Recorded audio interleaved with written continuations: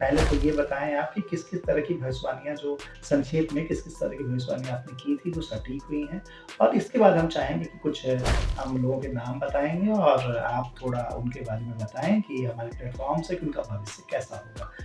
सबसे पहले जो है, मैंने लालू यादव जी को जब सज़ा होनी थी, उसके 3 घंटा पहले मैंने किसी चैनल के माध्यम से मैंने कहा और 3 घंटे के बाद उन्हें सज़ा हुई। तो धोनी का जीतना हो कि क्यों जीतना था, उसके लिए कपिल देव भी जीते थे। तो दोनों की कुंडली में जो है, ग्रहों का योग संयोग एक ऐसा था, गिरिराज सिंह का जीतना हो, कन्हैया कुमार का हारना हो और सबसे बड़ी बात कि नरेंद्र मोदी का प्रधानमंत्री बनना हो। वो आजम खान सपरिवार जेल जाएंगे। शायद हिंदुस्तान के हम पहले ऐसे ज्योतिषी हैं जैसे ममता बनर्जी हो, सैकड़ों लोग हैं जिसके बारे में मैंने भविष्यवाणियाँ की हैं। मैं आपको बताना चाहूँगा कि ये जो केवल गणना ऐसे नहीं होती, बिना ईश्वर की कृपा के संभव नहीं है। और विगत दिनों में हेमंत सोरेन को जेल जाना हो, या मैं 1 साल पहले भी वीडियो आप चाहें तो गूगल करके देख सकते हैं। नीतीश कुमार जी सारे देश के विद्वतगण बोल रहे थे कि नहीं, नीतीश कुमार मुख्यमंत्री नहीं बनेंगे। उस समय मैंने गणनाओं के साथ मैंने कहा था आने वाला समय इनका बेहतर रहेगा, ये मुख्यमंत्री बने। फिर अभी 9वीं बार जब बने हैं, उस समय मैंने डेट बताया था कि 28 दिसंबर को ये निर्णय लेंगे। तो सारी गणनाएं क्रमशः सत्य होती आ रही हैं। यह सभी जो भविष्यवाणियां जो सत्य हुई हैं, आप सभी दर्शकों को सादर में समर्पित करता हूं। समय है वो चुनाव का समय है और लोकसभा चुनाव का समय है। तो हम चाहेंगे कि आपकी सारी भविष्यवाणियाँ सच होती रही हैं, तो आप इस प्लेटफ़ॉर्म के माध्यम से, हमारे प्लेटफ़ॉर्म के माध्यम से एक भविष्यवाणी ये भी करें कि जो 2024 का सरताज कौन होगा? निसंदेह जो है कि अभी 2024 में जो क्राउन है वह बीजेपी को ही मिलेगा। तो प्रधानमंत्री हमारे यशस्वी नरेंद्र मोदी जी ही रहेंगे। चलिए, मोदी जी प्रधानमंत्री रहेंगे तो एक बड़ी भविष्यवाणी डॉक्टर श्रीपति त्रिपाठी जी ने की, जो जिनकी लगातार भविष्यवाणियाँ सच साबित हुई हैं। राहुल गांधी जो एक बड़ी मेहनत कर रहे हैं और काफ़ी एनर्जेटिक दिख रहे हैं, लगातार जब से उन्होंने भारत का भ्रमण किया और लगातार कर भी रहे हैं, पूरी एनर्जी लगा रहे हैं। राहुल गांधी कई बदलाव भी कर रहे हैं कांग्रेस के अंदर। तो आने वाला जो वक्त है वो कांग्रेस के लिए किस तरह का होगा, खास तौर पे बात करें तो एक बड़ी तपस्या राहुल गांधी की दिखती है कि उन्होंने शादी भी नहीं की लगातार इसके लिए। तो जो राहुल गांधी हैं उनका कैरियर ग्राफ क्या होगा 1 साल के अंदर और क्या कांग्रेस का होगा भविष्य? देखिए, शादी नहीं करना और प्रधानमंत्री बन जाना ये दोनों अलग अलग चीज़ है। इनकी जो ग्रह दशाएं हैं, मैं आपको बता दूं कि ये दर्शा रही हैं कि अभी इनका व्यक्तित्व उभरेगा। पिछली बार के लोकसभा में जो हुआ उससे कांग्रेस इस वर्ष बेहतर करेगा, लेकिन विपक्ष में मजबूती के साथ बैठे रहें, ये ऐसी हम सुखद कामना करेंगे। यानी सत्ता अभी उन्हें नहीं मिलने वाली। सत्ता से थोड़ी दूर रहेंगे, लेकिन विपक्ष में मजबूती के साथ बैठे। विपक्ष मजबूत हो गया यानी सीटें बढ़ेंगी। जी, सीटें बढ़ेंगी। डेस्टिनी, भाग्य, नसीब, किस्मत। कई लोग किस्मत और किस्मत की लकीरों पे भरोसा करते हैं तो कुछ नहीं करते। आखिर क्या किस्मत की लकीरें बदली जा सकती हैं? क्या होती है किस्मत? क्या किस्मत की लकीरें लोगों के जीवन में परिवर्तन लाती है? कई सारे ऐसे सवाल हैं जिनमें सहमति, असहमति बनती बिगड़ती रहती है। किस्मत की रेखाओं और किस्मत के बारे में हमने जानने समझने के लिए ये खास पॉडकास्ट बनाया है और इस खास पॉडकास्ट में हमारे मेहमान भी कुछ खास हैं। जी हाँ, हमारे साथ मौजूद हैं डॉक्टर श्रीपति त्रिपाठी जी। डॉक्टर श्रीपति त्रिपाठी जी देश और दुनिया के जाने माने एस्ट्रोलॉजर हैं, इसके साथ ही ये धर्मगुरु भी हैं। डॉक्टर त्रिपाठी जी, बहुत बहुत स्वागत हमारे इस पॉडकास्ट में। और मैं ये बताऊं कि ये हमारा पहला पॉडकास्ट है, हमने शुरुआत ही इस पॉडकास्ट की इसी अंक से की है और ये खास अंक जो है ये ज्योतिष पर केंद्रित है और इस पर केंद्रित है कि किस तरह से एक ज्योतिषी की लाइफ होती है, ज्योतिष क्या है, इन तमाम मुद्दों पर हम चर्चा करेंगे, विस्तार से बातचीत करेंगे। डॉक्टर श्रीपति त्रिपाठी जी ने कई भविष्यवाणियां भी की हैं और इनकी जो भविष्यवाणियां हैं वो कई भविष्यवाणियां एकदम सटीक साबित हुई है, चाहे अभी झारखंड में जो राजनीतिक समीकरण बिगड़ा है बात उसकी हो या फिर बिहार में जो सत्ता समीकरण के बनते बिगड़ने की बात है। डॉक्टर श्रीपति त्रिपाठी जी ने उसकी भविष्यवाणियां काफी पहले कर दी थी। किस्मत की लकीरें कैसे काम करती हैं, क्या किस्मत की कोई लकीर होती है या फिर ये सब कुछ ऐसे ही बेतुका सवाल है, बेतुका बातचीत है। इन सब पर हम खुल के बातचीत करेंगे और साथ में ये भी जानेंगे कि एक ज्योतिषी एक ज्योतिषी का लाइफस्टाइल आखिर होता कैसा है। वो हमारे जैसा सोचते हैं या हमसे कुछ अलग व्यवहार करते हैं, हमसे अलग जीने का उनका तरीका है। उन्हें फिल्में पसंद होती हैं, वो फिल्में देख रहे थिएटर में जाते हैं, नहीं जाते हैं, किस तरह से उनका धर्म होता है, किस तरह से उनकी जीवनचर्या चलती है, ये सारा कुछ हम जानेंगे। पाठी जी, बहुत बहुत स्वागत आपका। आप धर्म गुरु हैं और देश और दुनिया में आपने अपने ज्योतिष विद्या से अपना डंका बजाया हुआ है। पाठी जी, सबसे पहला सवाल जो ये होगा पंडित जी की, अगर हम देखते हैं कि भाई एक एस्ट्रोलॉजी की अगर बात करते हैं तो क्या ग्रह और नक्षत्र किसी व्यक्ति के जीवन में परिवर्तन कर सकता है? जी, सबसे पहले आपके सभी व्यूअर को जय श्री कृष्णा और विवेक चंद्र साहब को भी ढेर सारा स्नेहाशीष और हमारे परोक्ष में जो वीडियो रिकॉर्ड कर रहे हैं बॉलू जी का भी बहुत बहुत शुक्रिया और बहुत बहुत धन्यवाद। आपका जो प्रश्न है बड़ा ही सुखद है। आपको बता दें कि हमारा जनजीवन जो है यह सभी जो है ग्रहों के द्वारा ही ये केंद्रित है, नक्षत्रों के द्वारा ही है। आप देखते हैं जब भी कोई अच्छाई होती है, बुराई होती है, तो उसमें ग्रहों का बड़ा सामंजस्य होता है। कोई व्यक्ति बड़ा तब बनता है जब ग्रह उसके जन्म पत्रिका में, ग्रह उसके भाग्य में बहुत बेहतर करते हैं। आप देखेंगे बहुत सारे ऐसे राजनेता हैं जिनके पिता के बारे में भी आप नहीं जानते हैं, लेकिन वो देश दुनिया में बहुत नाम कमाए और आगे बढ़े। कैसे? क्योंकि ग्रह ही जो है वो व्यक्ति को छोटा से बड़ा बनाते हैं। आप किसी के ऊपर बहुत आशीर्वाद देके बहुत दूर तक आप नहीं पहुंचा सकते हैं जब तक वह व्यक्ति का संचित पुण्य जो है वह नहीं रहे। वह रहेगा तभी उसका कर्म उसके साथ रहेगा। मतलब आप जो काम करते हैं, आप स्मरण कीजिए, जब हम लोग कंप्यूटर पे बैठते हैं और कोई चीज़ें जब लिखते हैं तो वह ऑटोमेटिक सेव होते जाता है। तो सेव होते जाता है, ठीक उसी प्रकार हम लोग जो काम करते हैं वही भाग्य में तब्दील होता है। और जब एक समय ऐसा आता है, कई बार सुनने को भी मिलता है, आप सभी विद्वत जन हैं, जानते हैं कि कोई भी व्यक्ति 5-6 साल में बहुत बड़ा हो जाता है। मतलब जब उसका कर्म उसके करीब पहुंचता है और उसका ग्रह जो है और नक्षत्र जिसकी बात आपने प्रश्न की है, दोनों का सामंजस्य होता है तो ब्लास्ट होता है। मतलब वो आदमी जो चारों तरफ बढ़ता है और चतुर्विध उन्नति होती है। तो जीवन में ग्रहों का बड़ा महत्व है, नक्षत्रों का बड़ा महत्व है। आप जब जन्म लेते हैं, आप माँ के गर्भ में आते हैं, उसी समय से ग्रहों का प्रभाव आपके जीवन पे पड़ना शुरू होता है। अगर ग्रहों का प्रभाव पड़ता है तो फिर जो कर्म की बात है, जो गीता में कर्म प्रधान होने की बात कही गई कि आप कर्म करते रहिए, कर्म करता चल सदा भी गीत भी काफी पॉपुलर है। जी, तो कर्म से किस तरह से जीवन की जो रेखाएं हैं वो ग्रह बदलते हैं या फिर कर्म का उनका योगदान होता है? देखिए, आपको सबसे पहले ये जानना जरूरी है कि हम लोग एक पक्ष की बात कर रहे हैं। कर्म अगर है, कर्म का ही दूसरा जो रूप है, लिखा है कि कर्मण्येवाधिकारस्ते, मतलब कर्म और भाग्य क्या है ये जानना जरूरी है। भाग्य हम आज लिख रहे हैं, हम आज कर रहे हैं, आज हम काम कर रहे हैं, तब तो इतने दर्शकों के पास जाएगा। कहने का तात्पर्य लिखा है कि पूर्व जन्म कृतम कर्म तद्दैवमिति करते थे। आपका भाग्य क्या है? आप जब कर्म करेंगे वही ऑटोमेटिक भाग्य में तब्दील होते जाता है। आप एटीएम लेके तब जाते हैं जब आपका पहले से डिपॉजिट रहता है। केवल एटीएम में जाके और केवल कार्ड लगाने से पैसा नहीं आएगा। मतलब आपका कर्म जब रहेगा तब आपका भाग्य साथ देगा। इसलिए सबसे जरूरी है कर्म की शुद्धता, इसकी सूचिता बहुत जरूरी है। डॉक्टर साहब, आमतौर पे जब कोई बीमार होता है तो वो अस्पताल में जाता है और डॉक्टर उसका एक्सरे लिखते हैं। कई बार हड्डियों के टूटने पर या कोई एक्सीडेंट हो गया तो एक्सरे लिखते हैं। मैंने सुना है कि आपने भी एक एक्सरे इजाद किया है, एक्स्ट्रो एक्सरे। तो वो एक्सरे कैसे काम करता है, क्या है वो एक्सरे? बहुत ही सुखद प्रश्न है और आपके सभी दर्शक अगर जानेंगे तो उनका भी ज्ञानवर्धन होगा और शायद उनके लाभ भी आ सके। मैं आपको बताना चाहेंगे चंद्रा साहब कि हमारे पास देश दुनिया से दूर दूर से लोग आते हैं। हमारा अपना जो परिवार है वो लगभग 3 लाख प्लस है। तो मैं लोगों को लाभ देता हूँ। बहुत सारे लोग आते हैं जो बोलते हैं कि हमारे पिताजी मेरा तो डिटेल्स नहीं रखे, मेरा जन्म हुआ उस समय मेरी जन्म कुंडली नहीं है, या यूँ कहें कि घर में रखा गया था तो घर में आग आ गई, पानी लग गई, उसके कारण खराब हो गया, मैंने पंडित जी को दिया, पंडित जी नहीं रहे। चल, ऐसी भांति भांति के प्रश्न जो है वो आते हैं। तो इसी को ध्यान में रखते हुए मुझे लगा कि कुछ ऐसा करना चाहिए जिससे लोगों को लाभ मिल सके, और जिनके पास जन्म पत्रिका नहीं हो तो उनको भी लाभ मिले। इसी से इसका इजाद किया गया, जिसका नाम है एस्ट्रो एक्सरे।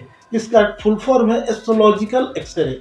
उसमें होता क्या है कि सज्जन जो जिनको जानकारी चाहिए, उनको केवल वर्ष का ज्ञान होना चाहिए, किस वर्ष यानी इसमें उन्होंने। कुछ एक्सरे की प्लेट प्लेट लगती है या ऐसे आप कैसे करते हैं इसको? नहीं, वहाँ तो आप जब मेडिकल में जाएंगे, मैं ऐसा डॉक्टर हूँ जो नॉन मेडिसिन वाला डॉक्टर हूँ। यहाँ ना प्लेट की जरूरत है न दवा की जरूरत है, यहाँ दुआएं काम करती हैं और आपका कर्म काम आता है। तो उसमें होता क्या है, यहाँ पे प्लेट की जगह पे और इंजेक्शन की जगह पे आपको एक पेपर लेना होता है जो प्लेट का काम करता है, और पेन ले लीजिए, वो इंजेक्शन का काम करेगा। और आपको सामने बैठना होता है। इसमें 2-3 लोगों से आपको रूबरू होके वो कैलकुलेशन करा के आना पड़ता है। अंत पड़ाव मेरे पास होता है, उसमें गणनाएं की जाती हैं। मैंने सुना है आपको कि इसमें मन की बात भी आप जान लेते हैं कि भाई उसके जो भाई बहन की संख्या कितनी है या उसके मन में क्या चल रहा है, कुछ इस तरह की चीजें भी आप पहले से लिख के और जो व्यक्ति होता है उसके जेब में डाल देता है, ऐसा कुछ होता है क्या? जी बिल्कुल। आपकी वर्तमान में भी परिस्थितियां क्या है। आप विगत दिनों में आपने देखा होगा कि एक बड़े बाबा उभर के आए हैं जो कागज पे लिख कर। वाकई जी काफी जी पॉपुलर हुए, अलग अलग चैनलों पे उनके जी तमाम शोज आते हैं, जी हम भी सो आते हैं। जाते हैं, तो वो केवल कागज पे लिख कर और लोगों को दिखाते हैं कि मैंने ये लिखा। लेकिन हमारे पास क्या है, इसकी पूरी विधि है। आपको ये पता चलेगा आप भाई बहन कितने हैं, आपकी परिस्थितियां क्या हैं, आज किस परिस्थितियों के कारण आप सिंग कर रहे हैं। वह जो चीज़ें मैं पहले से ही लिख के वो अगले वाले जातों को मैं देता हूँ, उनके पॉकेट में रहता है, और वही चीज़ वो लोग लिखते हैं जिसके बारे में आपने कहा। तो अगर आपसे वो टैली करता है या एस्ट्रो एक्सरे टैली करता है, तो रोग एक्सरे का मतलब क्या, आप डॉक्टर के यहाँ जाते हैं, डॉक्टर एक्सरे करा के देख लेता है कि आपका जॉइंट प्रॉब्लम कहाँ पे है, ब्रेकअप बने, हड्डी कहाँ टूटा हुआ है। ठीक उसी प्रकार इस एक्सरे के माध्यम से वो सब उभर के सब निकल के आ जाता है, जिससे आप अपने आप को उस उपाय से आप बेहतर कर सकते हैं। इसमें कोई पानी चढ़ाने वाला, इंजेक्शन लेने वाला काम नहीं है। आपको भगवत प्राप्ति के लिए कुछ ऐसे मंत्र हैं जो मंत्र दिया जाता है, चूँकि कुछ मंत्र हैं, कुछ उपाय हैं, वो सब करेंगे निश्चित रूप से जीवन में आपका बदलाव आने लगेगा। तो एक छोटा सा उन लोगों के लिए सादर समर्पित है जिनके पास जन्म पत्रिका नहीं है और अपने को बहुत मायूस पाते हैं और बोलते हैं कि मेरे पास भी कुंडली रहता तो हम बहुत बेहतर करते।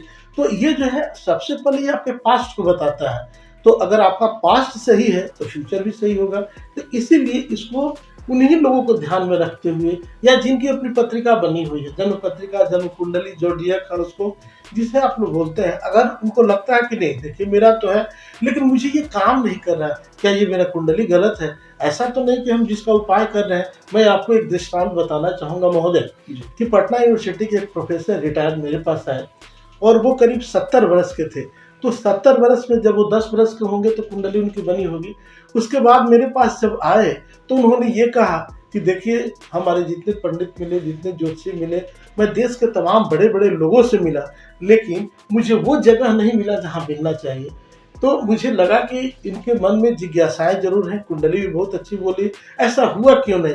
तो मैंने उनके जन्म के समय का पंचांग मंगाया, एस्ट्रो एक्सरे किया, तो ये पता चला कि वो जिस कुंडली की वो जो दवा खा रहे हैं, मतलब जिस कुंडली का उपाय करे वो सरासर गलत है, वो तो कुंडली ठीक ही नहीं है, तो काम कहाँ से करेगा। आपको फ्रूट पाने के लिए रूट से जाना पड़ेगा। तो उनकी कुंडली गलत थी जिसके कारण उनको लाभ नहीं मिल पाया। तो ये माध्यम है जिससे आप सटीक जानकारी ले सकते हैं, आप अपने भविष्य की जानकारी ले सकते हैं, आप अपने स्वयं अपने भविष्य के भविष्यवक्ता हो सकते हैं। तो काफी दिलचस्प बातें हो रही हैं कि ग्रह नक्षत्र और लोगों की जीवन दशाएं क्या सच में बदलती हैं। और हमारे साथ लगातार मौजूद हैं डॉक्टर श्रीपति त्रिपाठी जी। और हमने जाना कि एक्सरे, जिसे हम जानते थे कि भाई डॉक्टर एक्सरे करते हैं, तो श्रीपति त्रिपाठी जी ने एक नई तकनीक निकाली है एक्सरे की, उसे नाम दिया है एक्स्ट्रो एक्सरे। इसके जरिए आप अपने भविष्य की चीज़ें जान सकते हैं, अपनी वर्तमान दशाएं जान सकते हैं।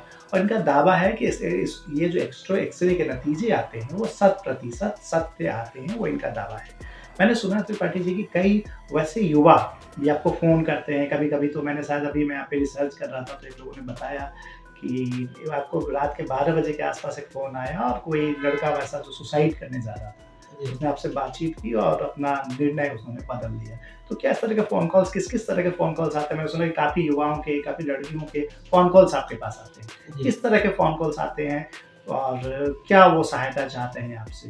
और ख़ास तौर पे बात करें जो लोग युवा हैं, जो यंग हैं, वो क्या इन चीज़ों में भरोसा करते हैं? वो किस तरह के फ़ोन्स का जो आप फ़ोन कॉल पे उनको सहायता देते हैं, फ़ोन के ज़रिए काउंसलिंग करते हैं, तो किस तरह की काउंसलिंग के लिए इन दिनों, खास इन दिनों की बात करें तो युवा खास तौर पे युवा जो है वो कैसे फ़ोन कॉल्स करते हैं? क्या उनके मन के अंदर क्या चीज़ें होती हैं? क्या वो आपसे बातचीत करना चाहते हैं? किस दुःख दर्द को बाँटना चाहते हैं? जी। मैं चूँकि ज्योतिष काउंसलिंग से लगभग 2010 से ही प्रभात खबर से जुड़ा हुआ हूँ और इसके कारण बहुत सारे कॉल्स वहाँ अखबार में भी आते हैं और हमारे निजी मोबाइल पे भी आते हैं। कई बार रात्रि में आ जाते हैं कॉल, जो बहुत दुखी हैं, जिनको बहुत लोग परेशान कर रहे हैं। ज्योतिष जो है ना, ज्योतिष के बारे में कहा गया है कि ज्योतिष सब शास्त्र शिरोमणि। मणि किसी चीज़ को ऐसे नहीं मिलता है और मणि ऐसे नहीं कहा जाता है। तो सभी शास्त्रों में और ज्योतिष को वेदों का चक्षु कहा गया है, आँख कहा गया है। तो लिखा है कि ज्योतिष के बारे में ये सभी चीज़ों में बड़ी है। लिखा है कि ज्योतिष शास्त्र सब शास्त्र शिरोमणि, बिना भाग्य नहीं पाता है, भूत भविष्यत वर्तमान, यह तीनों काल बतलाता है। यही जो शास्त्र है, जो आपका पास्ट, प्रेज़ेंट और फ्यूचर बताता है। तो लोगों का कॉल आता है, कहते हैं कि हमारी कुंडली में या मुझ इतने अच्छे सुयोग हैं, क्यों मेरे साथ ऐसा आज के दिनों में इतना गड़बड़ क्यों हो रहा है? मैं जीना नहीं चाहता, मैं आगे बढ़ना नहीं वो क्या चाहता। वाक़या था जब एक लड़के ने फ़ोन किया आपको कि मैं सुसाइड करने जा रहा था और आपने बताया जब ज़िक्र हो रहा था इन चीज़ों का कि कैसे उसने अपनी दिशा बदली फिर आपसे काउंसलिंग करके? जी, देखिए वो लगातार तैयारी कर रहा था और तैयारी होने के बावजूद भी उसे रिज़ल्ट नहीं मिल पा रहा था। तो एक घटना थोड़ा-सा बताएँगे। एक सज्जन गए देवराहा बाबा के पास। तो देवराहा बाबा के पास गए तो प्रमोशन को ध्यान में लेके गए थे। तो देवराहा बाबा ने बोला कि चलिए बहुत अच्छा होगा, आप जाइए पूजा-पाठ करते रहिए, मेरा आशीर्वाद आपके साथ है। तो वो सज्जन गए, लेकिन जिस पद पे थे उनका प्रमोशन तो हुआ नहीं, डिमोशन हो गया। उसके बाद वो देवराहा बाबा का विरोधी हो गए, बोले कि नहीं, नहीं कुछ नहीं होता है, मैं नहीं जाऊँगा। तो इसी बीच उनके फिर एक मित्र बोले कि अगर वो संत हैं, उन्होंने कहा है तो ज़रूर कोई बात होगी, एक बार दोबारा हम लोग चलते हैं। फिर दोबारा अनमने मन से वो गए, वहाँ पे देवराहा बाबा के सामने यह प्रश्न रखा गया। तो उन्होंने पूछा क्या आपका हुआ नहीं? तो इन्होंने कहा था मेरा प्रमोशन भी नहीं हुआ, मेरा डिमोशन हो गया। तो इन्होंने कहा कि देवराहा बाबा ने कहा कि बहुत अच्छा हुआ। तो इन्होंने बोला कि मेरा डिमोशन हो गया, मैं जहाँ पे था नहीं, मैं नीचे गिर गया, मेरी अवनति हो गई, ये बहुत अच्छा हुआ। तो देवराहा बाबा ने बहुत अच्छे से जवाब दिया, बोला कि अब आपका बहुत अच्छा होने वाला है। जैसे शेर जो है एक पाँव पीछे खींचता है तो ये इसलिए नहीं कि वो भागता है, वह पाँव इसलिए लेता है कि ग्रिप लेता है और आगे छलांग लगाने के लिए। आप गिरे नहीं हैं, आप ग्रिप लिए हैं। ईश्वर की क्या कृपा हुई, 2 महीने के अंदर ही उनका 2 ऊपर जो है अपर उनका प्रमोशन हो गया और वो आगे बढ़ गए। ठीक इसी प्रकार जिस लड़के की मैं यहाँ पे ज़िक्र कर रहा हूँ, जिनके बारे में बता चूँकि नाम बताना किसी का वाजिब नहीं है, तो वो परेशान था, बार-बार तैयारी कर रहा था, कहीं प्रेम भी लगा हुआ था और कहीं तैयारी भी चल रही थी। दोनों से आहत होके उसने सोचा कि अपनी लीला समाप्त कर लेते हैं, तो इसके आगे भी जीवन है। मैंने उसे समझाया, उसे बताया, आप थोड़ा-सा निश्चिंत होकर और अपने करियर पे ध्यान दें, सब कुछ प्राप्त होगा। उसे नौकरी भी मिली और शादी भी मिली, आज बड़ा सुखमय जीवन व्यतीत कर रहा है। तो इसके लिए मैं परमात्मा को धन्यवाद ज्ञापित करता हूँ कि वैसे लोगों को भी हम लोग मदद दे पाते हैं, जो भटके हुए हैं, जिन्हें राह सूझ नहीं रही है, जो दिशाहीन हैं, जो भ्रमित हैं या यूँ कहें कि गलत जगह जाने के बाद उन्हें सही राह नहीं मिली है। तो जीवन में एक आपको सभी को एक गुरु की, एक मेंटर की ज़रूरत होती है। इसलिए उस रात्रि में मैंने एक बड़ा भाई, एक गुरु के रूप में मैंने उसे दिशा दिया, जो दिशा विहीन था, उसके बाद काफ़ी बेहतर है। मैं अपने दर्शकों, श्रोताओं को ये भी बता दूँ कि डॉक्टर श्रीपति त्रिपाठी जी एक ज्योतिषाचार्य तो हैं ही, इसके साथ-साथ एक बड़े ही सधे हुए एक मोटिवेटर भी हैं, लोगों को मोटिवेट भी करते हैं काफ़ी बेहतर तरीके से। तो इस चर्चा को हम आगे बढ़ाते हैं। त्रिपाठी जी, एक मुझे ये भी बताया गया कि कई युवतियों के फ़ोन कॉल्स भी आपको आते हैं। और कई बार वो काफ़ी पेचीदा मामला होता है। कुछ अभी-अभी प्यार का मौसम बीता है और बसंत का उत्सव बीता है अभी, और वैलेंटाइन वीक जिसे कहते हैं वो पूरा खत्म हुआ है। एक उत्सव जो यूथ का उत्सव माना जाता है, खास तौर पे प्रेमियों का उत्सव माना जाता है। तो कई बार इस तरह के कॉल्स भी आपको आते हैं, जहाँ तक मुझे जानकारी है कि कई युवतियाँ आपको फ़ोन करती हैं कि उनके संबंधों में, रिलेशनशिप में कुछ दरारें आ गई हैं, या फिर वो किस तरह से अपने उनका प्यार परवान नहीं चढ़ रहा। तो क्या अभी ज्योतिष में एक नया आप देखेंगे कि लव ज्योतिष है, लव गुरु, इस तरह की चीज़ें आती रहती हैं। जी। तो ये जो ज्योतिष है वो क्या इन सब चीज़ों में भी मदद करता है? पहले तो ये बताएँ कि किस तरह से आज जो युवा पीढ़ी है, जो लड़कियाँ फ़ोन कॉल्स करती हैं, तो क्या मुश्किलें, क्या दिक्कतें उनके साथ हो रही हैं? ये जो नया जेन है, जो न्यू जेन जिसे हम कहते हैं, उनके साथ क्या दिक्कतें आती हैं? और ख़ास तौर पे ज्योतिष में अगर कोई प्यार मोहब्बत में कोई दरार आ रही हो, तो क्या इसका, जैसे कई बार हम लोग ट्रेन में चलते हैं तो ये दिखता है कि भाई बंगाली बाबा ये नंबर मिलाओ आपकी, तो ये सब चीज़ें क्या होती हैं और ज्योतिष से क्या समाधान इसका है? जी। देखिए, ज्योतिष जो है ना, अगर जीवन में आपके अनसुलझे हुए, अगर आपकी व्यस्तता नहीं, आपकी अस्त व्यस्तता है, तो गीता ज़रूर पढ़िए। गीता पढ़ने से आपको जीवन के सही राह मिलेंगे। और ठीक उसी प्रकार इसका नाम ज्योतिष है, मतलब यह ज्योति है, यह प्रकाश का शास्त्र है। आप रूम में आते हैं और अंधकार है, आप कोई चीज़ उठाना चाहते हैं, कलम चाहिए, पेन चाहिए, तो बिना रोशनी के कैसे देख पाएँगे? आप एक स्विच ऑन करते हैं और रूम में जो है रोशनी बिखर जाती है और आप वो सामान लेके चले जाते हैं। ठीक उसी प्रकार जीवन में किसी भी प्रकार की कोई भी परेशानियाँ हो, जैसे शीशे के सामने खड़ा होते हैं और आपके जो उलझे हुए बाल हैं वो सुलझ जाते हैं, ठीक उसी प्रकार ज्योतिष के माध्यम से किसी भी प्रकार की कोई भी समस्या हो, तो इसका निदान यहाँ पे निश्चित रूप से है। तो आजकल जो युवक हैं, उनके पास पेशेंस की, युवक हों, युवतियाँ हों, पेशेंस की कमी है। पेशेंस की कमी है, पेशेंस बहुत बड़ी की, बात आपने जी। कही कि पेशेंस की कमी होगी। जब पेशेंस की कमी होगी, तो फिर सेंस की कमी होगी। तो किसी, वाक़ई पेशेंस की कमी होगी तो सेंस की जी, कमी। किसी फिलोसोफर ने लिखा था, चंद्रा साहब, कि unselfishness is more paying provided you have patience to practise it. मतलब आप कुछ बहुत बड़ा चाहते हैं, बहुत बड़ा काम चाहते हैं, छोटी नौकरी, जैसे आप मेडिकल रिप्रेजेंटेटिव की नौकरी महीने में 4-5 पा सकते हैं, लेकिन कोई आईएएस की अगर नौकरी आपको चाहिए, तो आपके लिए उसको क्रैक करना पड़ेगा, उसकी प्रक्रिया को पूरा फुलफिल करना पड़ेगा। तो जो प्रोबेशन है उसको तो आपको फुलफिल करना ही है। तो जीवन में अगर कोई भी परेशानियां हैं, कुछ भी है, अगर कुछ बड़ा करना चाहते हैं, तो धैर्य बनाए रखें। धैर्य कैसा? सेंस के साथ। और इन दिनों कहीं न कहीं धैर्य की काफ़ी कमी हो गई है, और यही वजह मुझे लगता है कि आज डिप्रेशन की समस्याएँ बढ़ रही हैं। जी, डिप्रेशन की समस्याएं बन रही हैं। और दूसरी बात है कि ट्रस्ट वर्दी नहीं है। सबसे पहले भरोसा नहीं है। आप जो है, जितने रिश्ते हैं सभी दो शब्द के हैं। तो अगर आपके पति हैं या आपके प्रेमी हैं, या तो आप जो है अपने कोई एक मेंटर रखिए, उससे राय लीजिए, मशविरा लीजिए और सही राह पे चलिए। मेंटर वो होते हैं जो टॉर्च का काम करते हैं। अगर आपके पास सही मेंटर नहीं है, सही दिशा नहीं देने वाला है, आपको ध्यान होना चाहिए कि दुर्योधन के जो सलाहकार थे वो शकुनी थे। तो ठीक उसी प्रकार अगर आपके सलाहकार कृष्ण नहीं है, तो फिर स्थिति दुर्योधन की होगी।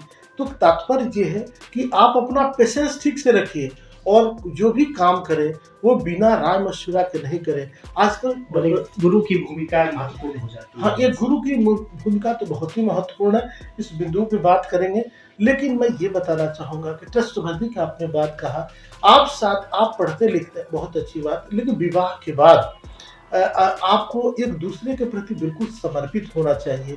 पति को भी अपने पत्नी के ऊपर और पत्नी को भी अपने पति के ऊपर। अक्सर देखने में आता है कि विवाह के बाद हमारे पास भी बहुत सारे लोग आते हैं और दोनों जन जो हैं विवाह के पहले चीज़ों को लेकर कंटिन्यू करें, उसके कारण अपना घर नहीं बचता है। आप अपना भी घर बर्बाद करते हैं और दूसरे का भी बर्बाद करते हैं।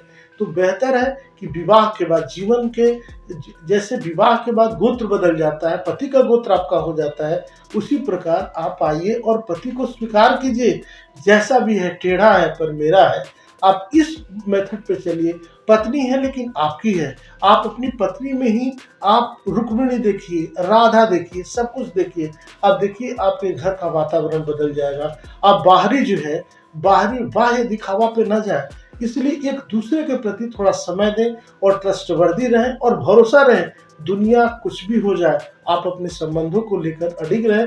कोई ये नहीं बोले कि किसी के ऊपर चारित्रिक दोष रहे। आज के परिवेश में जहाँ पे वेब सर्फिंग वाला जो मामला आ गया है, यहाँ सब कोई इससे बेहतर, इससे बेहतर, इससे बेहतर के क्रम में जो मेरे पास प्राप्त है वो पूरा पर्याप्त है, उसको भी हम लोग खोते चले जा रहे हैं। तो मैं तो आपके माध्यम से, इस चैनल के माध्यम से मैं सभी से विनम्र आग्रह करूंगा कि आपके पास जो है, आपके पिता से बेहतर किसी का पिता नहीं हो सकता, आपकी बहन से बेहतर कोई आपका बहन नहीं हो सकता, और आपकी पत्नी से बेहतर किसी की पत्नी नहीं हो सकती।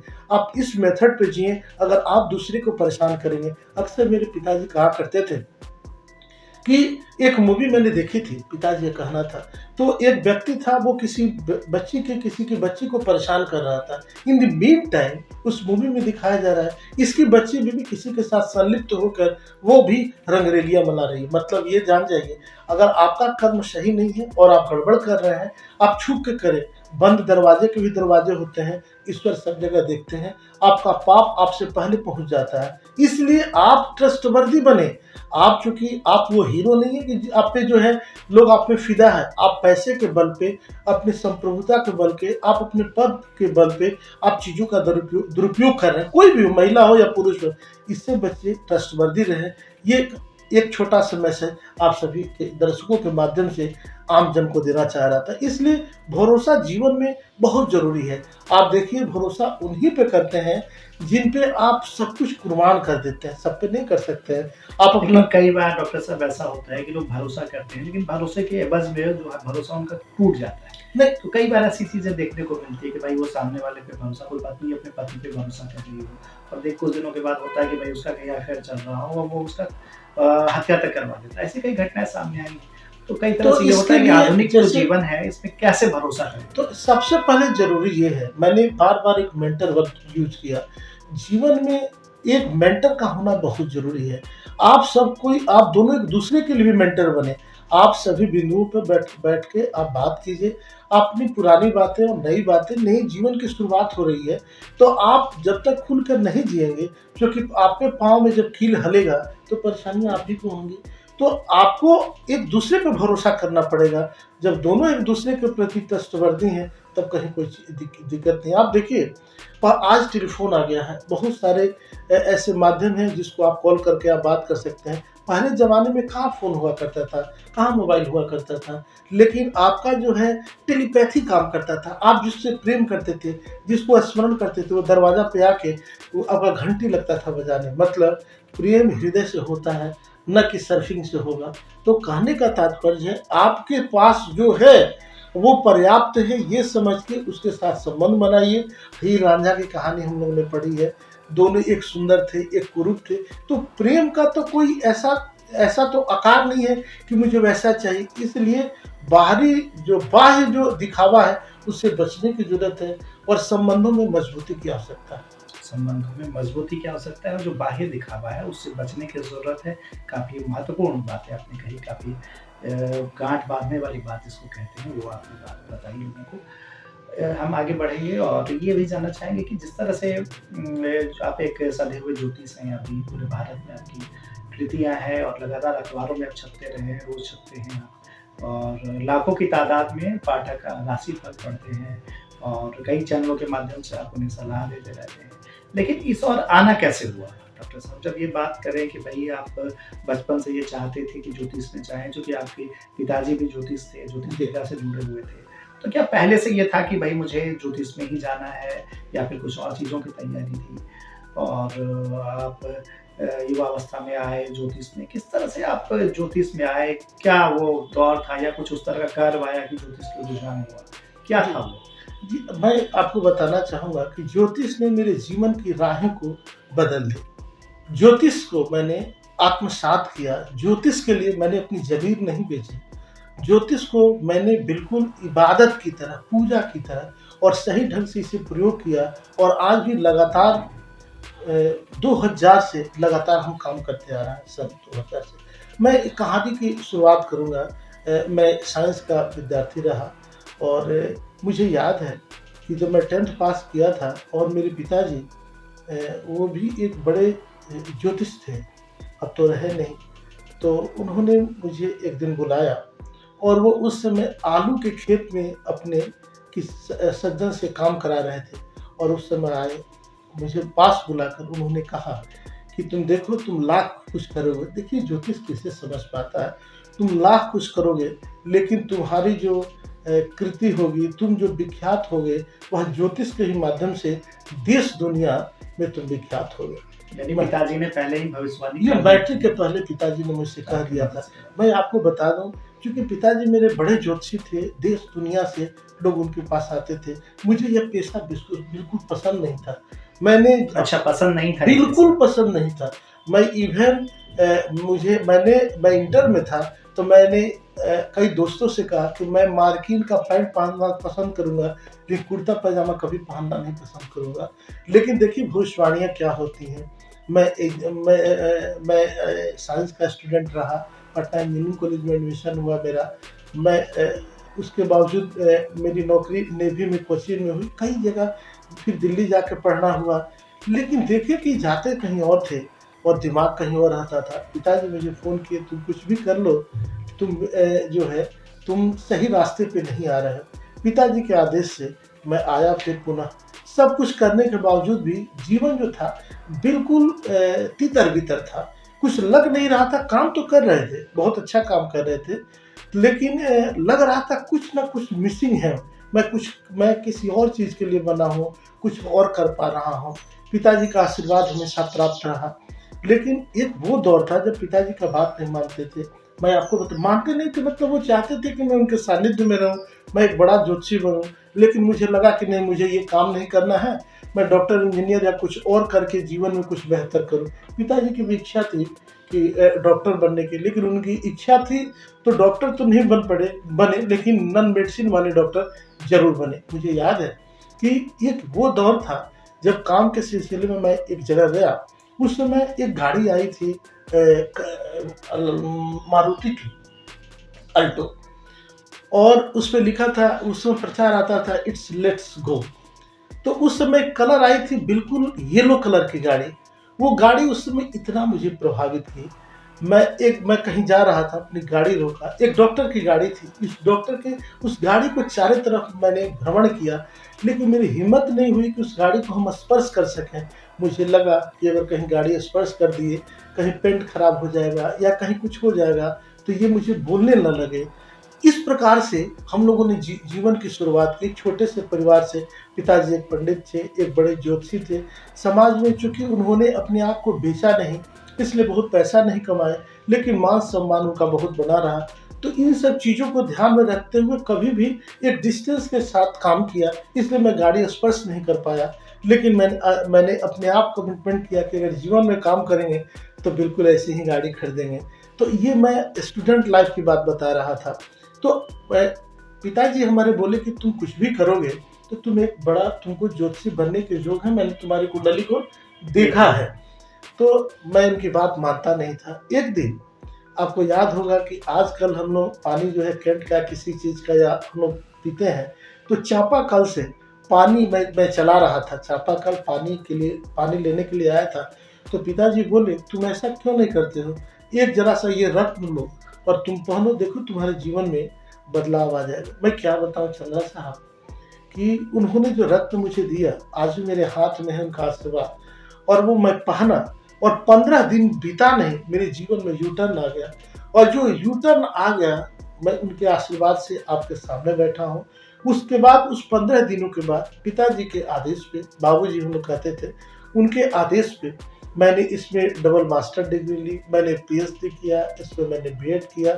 और मैं जहाँ पढ़ता था, जिन लोगों के सानिध्यता में रहता था, वहाँ के कल भी जो है अधिकारी हमसे दिखाने आए। मतलब केवल किताब पढ़ने से आप बड़े ज्योतिषी नहीं हो सकते। जब तक इष्ट की कृपा नहीं होगी, पिता का आशीर्वाद नहीं होगा, आप विख्यात नहीं हो सकते हैं। खाली किताब पढ़ के, अगर किताब बेचने वाला और किताब पढ़ने वाला विद्वान हो जाता, तब फिर ईश्वर की कृपा की कोई जरूरत नहीं होती। तो पिताजी के ही आशीर्वाद से, उन्हीं के आदेश को मानते हुए मैंने बिल्कुल इस क्षेत्र में अपना कदम रखा। और मैं कहता था कि कुर्ता नहीं पहनूंगा, पैंट जींस छूट गए और कुर्ता पजामा और बंडी पे आ गए, और वही आज का जीवन है। और क्या इस दिल में इसके लिए कोई मलाल है कि भाई मैं भी जींस पहनता है? नहीं, कहीं कोई मलाल नहीं है। अब तो लगता है कि कपड़े की कोई ज़रूरत ही नहीं है। ड्रेस कोड की कितनी ज़रूरत है भाई कि ज्योतिष हैं तो आपको यही पहनना है? नहीं, ऐसा कुछ नहीं। देखिए, किसी भी चीज़ के लाल और पीला पहने, देखिए वस्त्र आप वो पहने जो दूसरे को भाए, आप संभ्रांत दिखें, आप जो बात बोलते हैं उसका प्रभाव पड़े। आप ड्रेस का तो महत्व है, वो तो इंडेक्स बताता ही। तो क्योंकि ढंग से का आप कपड़ा पहने कि इसका जो इम्पैक्ट आगे पड़े, इसके लिए लाल और पीला का कोई ज़रूरत नहीं है। चंदन इसलिए ज़रूरी है कि इसमें लक्ष्मी का वास है, चंदन लगाएँगे, लक्ष्मी जी खींचे चली आएगी, तो इसलिए चंदन लगाना बहुत ज़रूरी है। तो ये पिताजी के आदेश को मानते हुए हमने अपने करियर की शुरुआत की, और शायद आज मुझे लगता है मेरे पिता ही सही थे, शायद उनके आदेश पे और हम पहले चलते तो और आगे पहुँचे रहते। लेकिन पिताजी के जीवन काल में ही वो बोले कि मैं तुम्हारे कार्यों से, तुम्हारे कर्म से मैं बहुत संतुष्ट हूँ और बहुत संतुष्ट होकर जा रहा हूँ। तो एक पुत्र होने के नाते पिता की संतुष्टि मैंने सुनी, उन्होंने कहा, तो मैं ईश्वर को इसके लिए धन्यवाद ज्ञापित करता हूँ कि पिता के दिखाए हुए मार्ग पे मैं दौड़ा, मैं चला, गिरा भी लेकिन उठते बढ़ते चला गया। कभी किसी के सामने 2 रुपया माँगने की ज़रूरत नहीं पड़ी, कभी किसी के दरवाजे पे 2 पैसा लिया नहीं। उन्होंने कहा कि किसी को ठगना नहीं, भले ठगा जाना।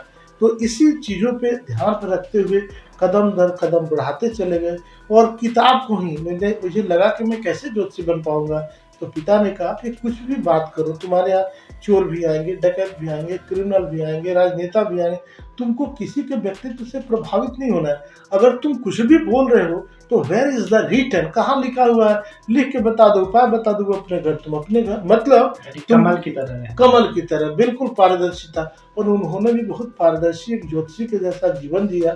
तो शायद उनके जैसा तो ना हो सके, लेकिन लिखा है कि आत्मा में जाते तत्व पुत्र, पुत्र तभी चोर होगा जब उसके पिता चोर होंगे। मैं बहुत फ़क्र करता हूँ कि पिता के द्वारा बताए हुए मार्ग पर आज भी चल रहा हूँ और मरने के दिन तक चलूँगा। और एक जो है ज्योतिष के क्षेत्र में एक बेहतर काम कर रहे हैं, नवयुवकों को, नए लोगों को, दिशाविहीन लोगों को एक दिशा दे रहे हैं, एक मार्ग दे रहे हैं, और उनका भविष्य भी सुदृढ़ करने में हमारे पास जो भी ज्ञान है, मैं उनसे उनका मदद कर पा रहा हूँ। बल्कि जी एक और बड़ी चीज़ है कि एक तो पिताजी ने आपकी भविष्यवाणी की और वो सटीक हो गई। लेकिन आपने भी कई भविष्यवाणियाँ की हैं जिसका ज़िक्र हमने पहले इंट्रो में किया कि भाई कई भविष्यवाणियाँ हमने की और सब 100% सही रही लगभग। जी। तो हम चाहेंगे कि पहले तो ये बताएँ आप कि किस-किस तरह की भविष्यवाणियाँ जो संक्षेप में किस-किस तरह की भविष्यवाणियाँ आपने की थी जो सटीक हुई हैं? और इसके बाद हम चाहेंगे कि कुछ हम लोगों के नाम बताएँगे और आप थोड़ा उनके बारे में बताएँ कि हमारे प्लेटफ़ॉर्म से कि उनका भविष्य कैसा होगा, जो हमारे देश के राजनेता हैं। तो 3 राजनेताओं के नाम मैं बताऊँगा और आप एक लाइव भविष्यवाणी करें उसके लिए। ज़रूर। लेकिन इससे पहले एक जो इन 2 के बारे में जो भविष्यवाणियाँ सच हुई हैं, उनके बारे में थोड़ा मार्गदर्शन। जी।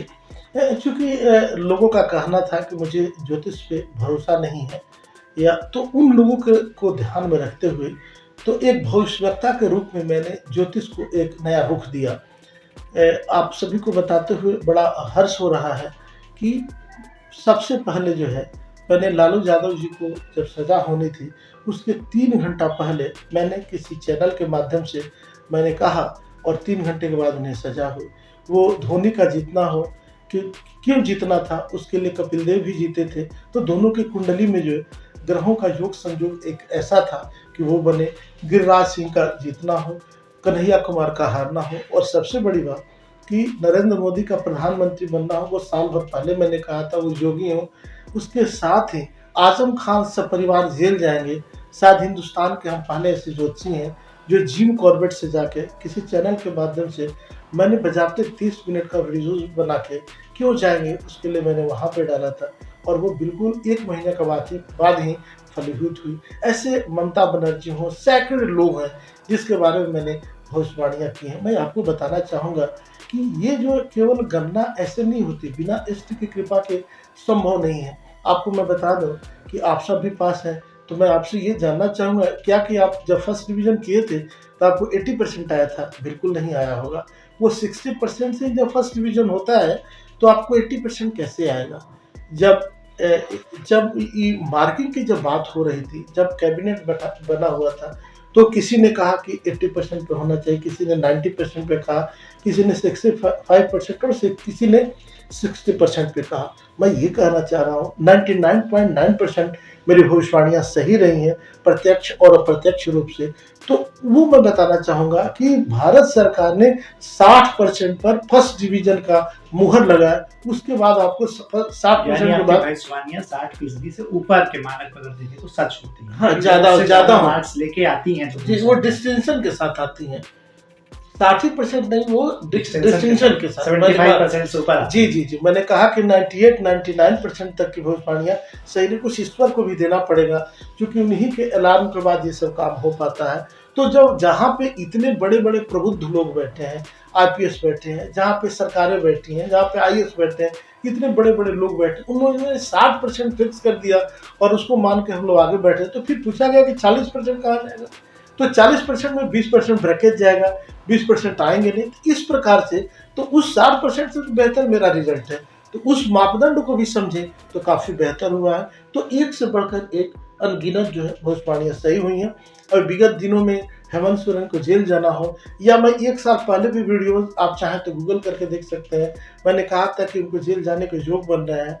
और जिस तारीख को नीतीश कुमार जी सारे देश के विद्वतगण बोल रहे थे कि नहीं, नीतीश कुमार मुख्यमंत्री नहीं बनेंगे, उस समय मैंने गणनाओं के साथ मैंने कहा था आने वाला समय इनका बेहतर रहेगा, ये मुख्यमंत्री बने। फिर अभी 9वीं बार जब बने हैं, उस समय मैंने डेट बताया था कि 28 दिसंबर को ये निर्णय लेंगे, और कुछ भी परिस्थितियां हो मुख्यमंत्री तो नीतीश कुमार ही रहेंगे। तो सारी गणनाएं क्रमशः सत्य होती आ रही हैं। यह सभी जो भविष्यवाणियां जो सत्य हुई हैं, आप सभी दर्शकों को सादर में समर्पित करता हूं। आप सबका स्नेह प्रेम और है कि इतना बेहतर कर पा रहे हैं, ईश्वर की कृपा रहेगी तो ऐसे ही चीज़ों को हम हमेशा आप सभी के साथ उपलब्ध कराते रहेंगे। चलिए, हमारे दर्शक भी कुछ जानना चाह रहे होंगे कि जो भविष्य की बातें हैं कैसे आप बता देते हैं, तो हम ये जानना चाहेंगे अपने दर्शकों की तरफ से कि अभी जो सत्ता का संग्राम शुरू होने वाला है, 24 की लड़ाई हो रही है, लगातार आप टीवी डिबेट्स में देखें, शोज में देखें या राजनीति की जमीन पे जाके देखें, तो लगातार ये लड़ाई कहीं न कहीं शुरू भी हो गई है। एक दूसरा खेमा भी बन रहा है, बिगड़ रहा है, समीकरण, राजनीतिक समीकरण बन रहे हैं, बिगड़ रहे हैं, जुट रहे हैं, टूट रहे हैं। तो लगातार ये समीकरण बन रहा है, क्योंकि जो समय है वो चुनाव का समय है और लोकसभा चुनाव का समय है। तो हम चाहेंगे कि आपकी सारी भविष्यवाणियां सच होती रही हैं, तो आप इस प्लेटफॉर्म के माध्यम से, हमारे प्लेटफॉर्म के माध्यम से एक भविष्यवाणी ये भी करें कि जो 2024 का सरताज कौन होगा। निसंदेह जो है कि अभी 2024 में जो क्राउन है वह बीजेपी को ही मिलेगा, इसमें कहीं कोई संशय की बात नहीं है। तो प्रधानमंत्री हमारे यशस्वी नरेंद्र मोदी जी ही रहेंगे। चलिए, मोदी जी प्रधानमंत्री रहेंगे, तो एक बड़ी भविष्यवाणी डॉक्टर श्रीपति त्रिपाठी जी ने की, जिनकी लगातार भविष्यवाणियां सच साबित हुई हैं। तो इसके पीछे भी से रीजन है। देखिए, नरेंद्र मोदी जी की जो कुंडली है वह वृश्चिक लग्न की कुंडली है, वृश्चिक लग्न, हाँ, और राशि भी उनकी वृश्चिक राशि है। आप देखेंगे कि अमेरिका के जो राष्ट्रपति हैं जो बिडेन, वो भी जब राष्ट्रपति बने तो उनकी भविष्यवाणी मैंने की थी। अच्छा, बजाते उसकी गणना करके आधे मोदी जी की पूरी कुंडली खंगाल रखी है। तो मैं ये बताना चाह रहा हूँ कि अंतरराष्ट्रीय जो है, मतलब अमेरिका के भी जो राष्ट्रपति हैं, मैं आपको बता दूं उनकी भी राशि वृश्चिक राशि है। हमारे यहाँ देश के प्रधानमंत्री जो है उनकी भी वृश्चिक राशि है, और हम जिस प्रदेश में रहते हैं यहाँ के भी यशस्वी जो मुख्यमंत्री, उनकी भी राशि वृश्चिक राशि का कुछ राज सत्ता के तरफ कुछ रुझान होता है। वृश्चिक राशि वाले क्या वृश्चिक राशि वाले जो होते हैं, इनको स्कॉर्पियो इनका बोला जाता है। तो ये जो है ये कूटनीतिज्ञ होते हैं, ये बोलते कम है, एक्ट ज्यादा करते हैं, उसका परिणाम आप देख रहे हैं। कूटनीतिज्ञ होते हैं, कूटनीतिज्ञ होते हैं, यानी सदे हुए राजनेता होते हैं, राजनीतिज्ञ होते हैं, ये कह सकते हैं। जी जी जी।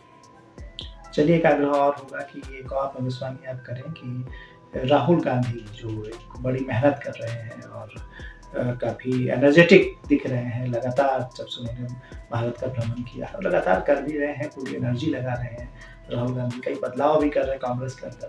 तो आने वाला जो वक्त है वो कांग्रेस के लिए किस तरह का होगा, खासतौर पे बात करें तो एक बड़ी तपस्या राहुल गांधी की दिखती है कि उन्होंने शादी भी नहीं की लगातार इसके लिए।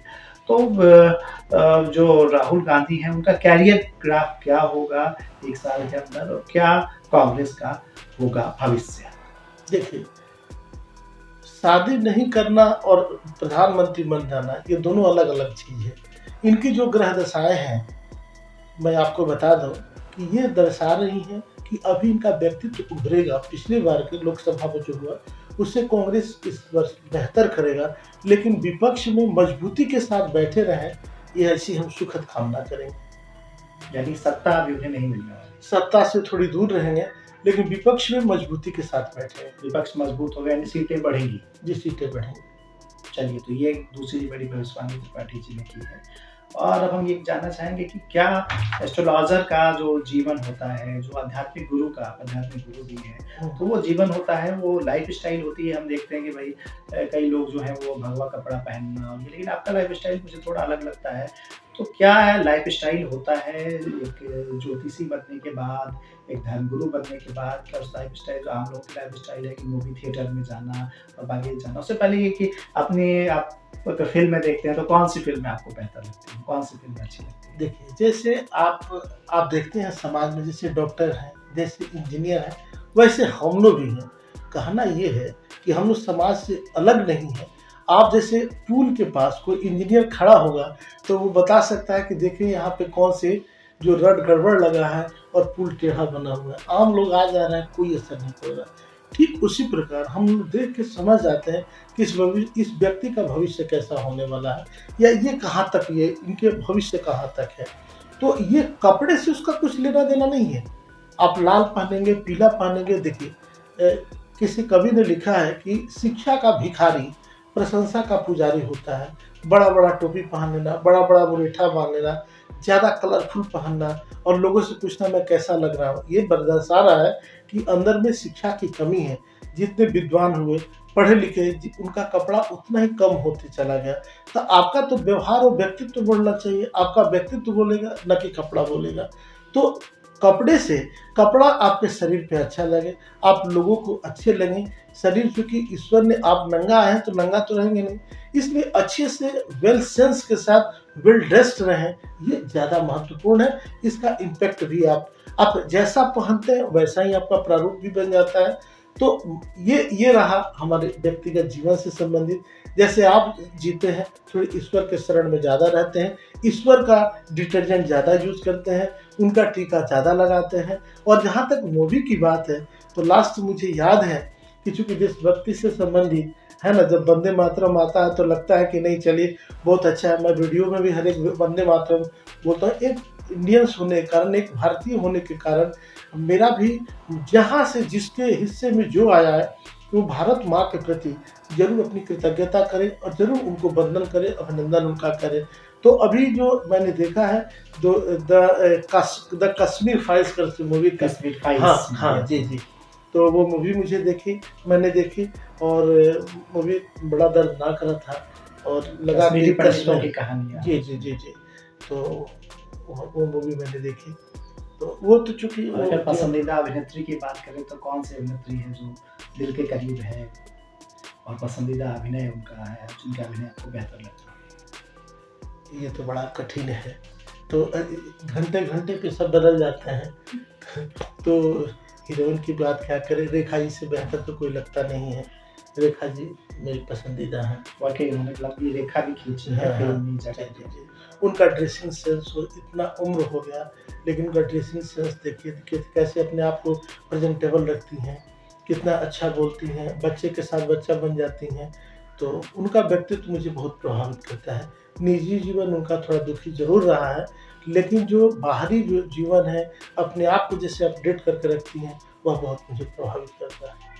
इन दिनों डॉक्टर साहब धर्म की जो परिभाषा है वो या तो थोड़ी बदल गई है या फिर बदल दी गई है या फिर बदलने की कोशिश हो रही है। एक टिप्पणी चाहिए। देखिए, धर्म की परिभाषा बदली नहीं है। आप देखेंगे हम लोग के यहाँ कोई पर्व होता है, हमेशा सब लोग कहता है 2 हो गया, आज होली नहीं है कल होली है, आज खरवास नहीं है कल खरवास है, आज जो है सूर्य ग्रहण नहीं है कल सूर्य ग्रहण। मतलब आप अपने अनुसार, जिस दिन आपको मांस मछली खाना है, जिस दिन आपकी छुट्टी रह रही है, उस दिन आप सब काम करना चाहते हैं। देखिए, हमारे यहाँ जो जितने पर्व हैं वो सब नक्षत्र और तिथि के अनुसार हैं। वैसे ही ठीक जो धर्म है, तो धर्म लोग अपने अनुसार जो है वो बना के धर्म जो है आपको तो हृदय से आत्मसात करने की जरूरत है। आपका एक्ट आना चाहिए, आप कर क्या रहे हैं। लाल पीला पहन के आप क्या मैसेज देना चाह रहे हैं। हमारे मोदी जी कोई लाल पीला तो पहन नहीं रहे हैं, लेकिन 500 वर्षों से जो टेंट में थे, हमारे पुरुषोत्तम राम जी ने जगह नहीं मिल रहा था, वो देखिए आए उन्होंने जगह दिलाई। तो आप लाल पीला कम पहने, आप समाज में कुछ अच्छा मैसेज दें, समाज के लिए कुछ कर पाए, वही सबसे अच्छे सनातनी है। धर्म को लेकर ज़्यादा बवाल करने की जरूरत नहीं है और ज़्यादा लाल पीला करने की कोई जरूरत नहीं है। सभी हमारे यहाँ जो है, किसी के धर्म पे कुठाराघात करने की कोई जरूरत नहीं है, और जो जहाँ रहे सुरक्षित रहे, यही हमारी मनोकामना है। यानी सर्वधर्म समभाव की दृष्टि जी। है, ये हमारा धर्म सिखाता है। हाँ, हमारा धर्म सिखाता है। हम लोग न किसी से झंझट करते हैं, न झंझट करना चाहते हैं। सब कोई अपनी परिधि में रहे। हमारा ही ऐसा देश है जो शायद इंडोनेशिया के बाद सबसे ज़्यादा जो दूसरे धर्म के लोग हैं यहाँ पे हैं। तो आप जरूर रहिए, लेकिन शांति से रहिए, अच्छे से रहिए, तब सबका जय जय हो। मैं जैसा देख पा रहा हूँ कि आपने भी अपनी उंगलियों में कई रत्न पहन रखे हैं, जी। तो रत्नों की क्या भूमिका होती है और रत्नों से किस तरह से कहते हैं कि भाई कोई एस्ट्रोलॉजर है वो रत्नों की एडवाइस करते हैं कि आप ये रत्न पढ़ लीजिए, ग्रहों की दशा बढ़ जाएगी, ग्रहों की गति जो है वो बदल जाएगी। तो रत्नों का क्या प्रभाव होता है बेसिकली? ये देखिए, मैंने तो रत्न पहन ही रखा है। जी। मैंने यहाँ पे को अपने जीवन की शुरुआत दौर में ही मैंने कहा कि मेरे पिताजी ने मुझे एक रत्न पहनाया। उसके बाद जीवन के जो मेरे डगर थे वो बिल्कुल बदल गए और यू टर्न ले लिया और आपके सामने आज बैठे हैं। शायद वो दिन नहीं रहता तो आज हम आपके पास नहीं रहते। तो पिताजी के आशीर्वाद को मानते हुए जैसे हम यहाँ तक आए, मैं आपको बता दूं कि रत्न में सभी किरणों ये रत्न की बात हम लोग कर रहे हैं, तो सूर्य की किरणों में नवग्रह की प्रॉपर्टी रहती है। अगर आपके ज्योतिष अगर आपके बताते हैं कि आपके लिए ये ग्रह जो अनुकूल है, हमारे यहाँ भारतवर्ष में हम लोग उन्हीं का रत्न पहनते हैं जो आपके लिए अनुकूल है। प्रतिकूल ग्रहों का रत्न बिल्कुल धारण नहीं किया जाता। जैसे आप अपने बेडरूम में आप अपने शत्रु को के साथ आप नहीं सो सकते हैं, उसी प्रकार आप अपने हाथों में अपने शरीर पे विरोधी रत्नों को आप धारण नहीं कर सकते हैं। वो और मजबूत होकर और बलिष्ठ होकर आपको परेशान करेंगे। तो वह रत्न पहनते हैं जो आपके भाग्य को मदद करता है, जिससे भाग्य मुदित होकर शुभ फल देता है। जब हम रत्न पहनते हैं तो बैनी आह की डाला जैसा शराब भी बोलते हैं। तो सूर्य की किरणों में जिस ग्रह की जरूरत है, अगर आप वो रत्न पहनते हैं तो उस रत्न के माध्यम से वह रे एब्जॉर्ब होता है, आपके ग्रहों को रिपेयर करता है और रत्न थेरेपी के माध्यम से आपके रोग दूर होते हैं और आप भाग्यशाली होकर भाग्य के माध्यम से आप विजेता बनते हैं। किरणों का रिफ्लेक्शन जो वैज्ञानिक कारण है वो रत्नों से जी होता है।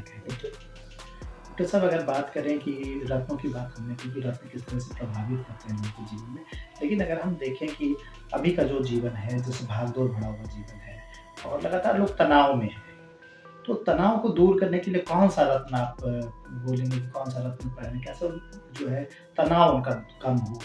देखिए, तनाव के कारण जो है चंद्रा साहब सभी ग्रह हैं। अगर आपके कुंडली में कौन से तनाव दे रहे हैं वो आपको दिखाना जरूरी है, आपको समझना ये जरूरत है। क्योंकि हो सकता है जिसको गले से संबंधित परेशानी है उसको अगर आप मोती पहनाते हैं, चंद्रमा उसके मृत्यु कारक है, अगर मोती पहनाते हैं तो परेशानियां ज़्यादा बढ़ेंगी।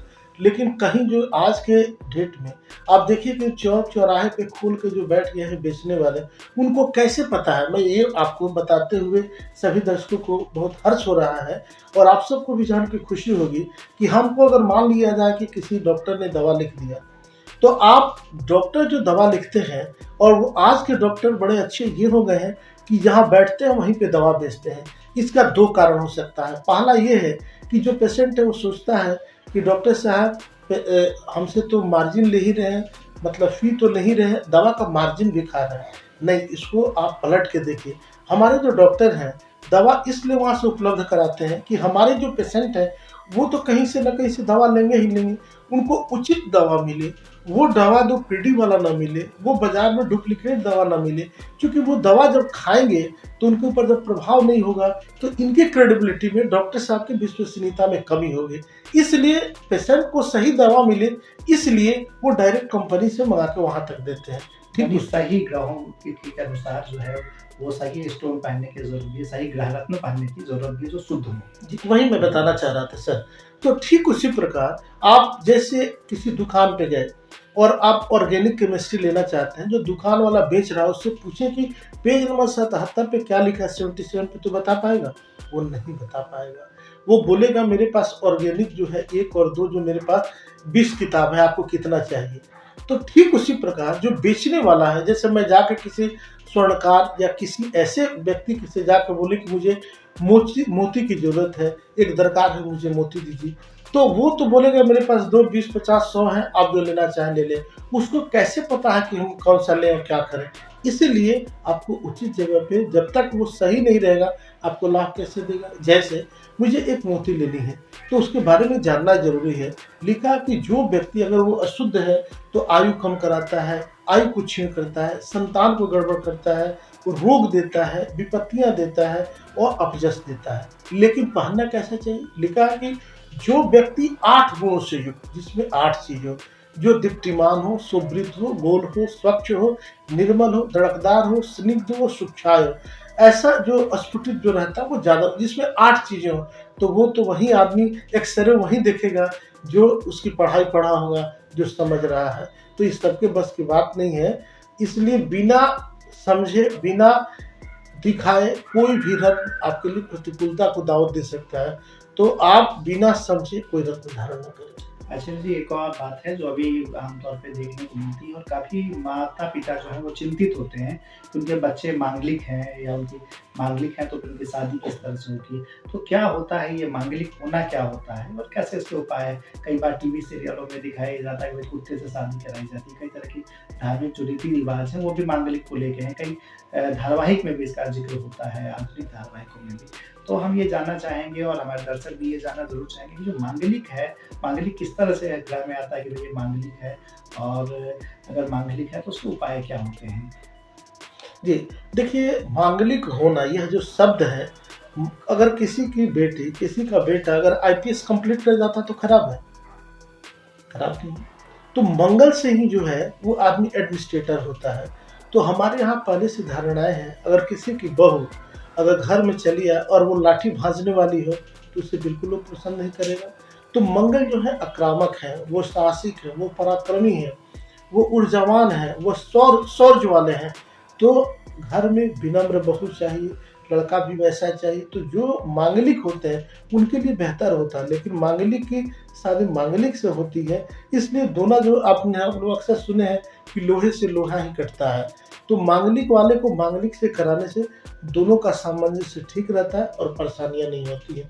मतलब जिस जातक की कुंडली में 12वें स्थान में, लग्न में, चतुर्थ स्थान में और अष्टम स्थान में अगर मंगल है, तो यह मंगल का सृजन करता है। लेकिन इन्हीं जगह पे अगर शनि बैठे हुए हैं तो मांगलिक दोष को समाप्त कर देता है, या मंगल के साथ राहु बैठे हैं तो न मंगली मंगल राहु जोगे, वो उसको समाप्त कर देता है। अगर मंगल है और प्रचंड मंगल है तो उसके लिए मंगल चंडिका का पाठ करने से मांगलिक दोष समाप्त हो जाता है। मांगलिक होना उस जातक के लिए, उस व्यक्ति के लिए मजबूती को दर्शाता है। तो मांगलिक होना कहीं न कहीं जो है वो नेगेटिव नहीं होता है, पॉज़िटिव होता है। नहीं, हमारे यहाँ उसको नेगेटिव दर्शाया गया है, क्योंकि अक्सर एक डरवाने का जो है काम किया गया है कि मांगलिक हो गई तो बच्ची बहुत खराब हो गई, बच्चा बहुत खराब, ऐसा नहीं है। यानी डरने की ज़रूरत नहीं है। बिल्कुल डरने की ज़रूरत है। आप जाने कि आपका बच्चा जो है बहुत ब्रेव है, वह किसी से डिफीट नहीं हो सकता है, वह बहुत मजबूत है, जीवन के हर एक पहलुओं को बहुत साहसिक ढंग से वो निर्णय लेगा, इसलिए मांगलिक होना ज़्यादा ठीक है। चलिए, कई महत्वपूर्ण जानकारियाँ, कई नई जानकारी इस बातचीत में मिल रही हैं और लगातार लगता है कि इस बातचीत के सिलसिले को हम लगातार जारी रखें, लेकिन चूँकि समय की भी व्याध्यता है, व्यस्तताएँ हैं आपकी भी, और हम ये चाहेंगे अंत में कि एक आध्यात्मिक गुरु होने के नाते हमारी जो युवा पीढ़ी है, हमारे जो तरुण हैं और उन्हें आगे लीड करना है, देश में आगे बढ़ना है। कहते हैं कि भई भारत जो है वो युवा देश है और युवा को ही इसका नेतृत्व जो है युवाओं के हाथ में है। तो युवाओं के लिए क्या एक मैसेज होगा, क्या संदेश होगा एक आध्यात्मिक गुरु के नाते आप जो उसे देना चाहेंगे? जी, मैं सभी बच्चों से और नवयुवकों से ये विनम्र आग्रह करूंगा कि विद्यार्थी का काम है, नवयुवकों का काम है विद्या को अर्जन करना, इसलिए इसका नाम भी किया गया है। धनार्जन नहीं है आपका काम करना, आपका काम है विद्या का अर्जन करना। सबके हिस्से में जो जो जिस उम्र में आया हो वो काम कीजिए। तो नवयुवक के हिस्से में आया है, क्योंकि आप देश के जो भाग्य विधाता हैं कैसे बनेंगे, जब आप ज्ञानवान नहीं रहेंगे, जब आप ठीक नहीं रहेंगे, तो आपकी शादी भी समय पे हो जाएगी, आप पैसा भी कमाना शुरू करेंगे, लेकिन विद्या नहीं होगा तो नहीं कुछ कर पाएंगे। तो बेहतर होगा कि आप ज्ञानवान बने। ज्ञान की जब चक्षु ठीक रहेगी तो आप चहुओर जो है आपका उजाला होगा। तो बेहतर रहेगा एक बेहतर भारतीय होने के लिए, एक सुदृढ़ भारतीय होने के लिए, एक भविष्य मजबूत भारत के एक व्यक्ति बनने के लिए आपको तो विद्वान होना होगा और सेल्फ कमिटमेंट करना होगा और ईमानदारी के राह को पकड़कर बहुत दूर जाया जा सकता है। जब दूध बेचकर आदमी जी सकता है तो फिर मांस बेचने की जरूरत नहीं है। मतलब हम जब अच्छा कर सकते हैं तो थोड़ा सेंस और पेशेंस के साथ आप उस महाराणा प्रताप के जैसा आप मेहनत करें, 17 बार हो 18 बार हो आप जीतेंगे और आप जो है आप एक कीर्तिमान स्थापित करेंगे। मेहनत करें, आपको सफलता जरूर मिलेगी। जी, निश्चित रूप से स्वर्णमयी आपका जीवन होगा, लेकिन तपता वही है जो पहले जलता है, जो आग में ये होता है। मतलब ये है आपको अपने विद्या के लिए, अपने काम के लिए, आपके जो हिस्से में आया है। जैसे मैं अभी ज्योतिषी हूँ तो मेरे हिस्से में अभी जो काम है ये सब आपको सभी को बताना, ये बना के काम करना, लोगों को सही मार्गदर्शन करना। अभी मैं जाके पढ़ूं तो ये संभव नहीं है। वो उन सब चीजों को कुंदन बनना है तो आपको आग में तपना पड़ेगा और आप कुंदन हैं। आप अपनी प्रतिभा स्वयं पहचाने। आपको कोई कुंदन नहीं बना सकता। कोई माता पिता नहीं चाहता है कि मेरा बेटा जो रेपिस्ट बने, कोई नहीं चाहता है कि मेरा बेटा धर्मात्मा बने, साधु बने, क्रिमिनल्स बने। तो आपका कर्म ही आपको वहां तक लेके जाता है। तो माता पिता आप पे फक्र करें, गुरु आप पे फक्र करें, मित्र आप पे फक्र करें। इसके लिए जरूरी है कि आप अपने पद पर सही ढंग से बढ़ें और अपने गंतव्य को प्राप्त करें। जी, हम लोग एक कैंपेन भी चला रहे हैं। वो कैंपेन युवाओं की नशा मुक्ति को लेकर है।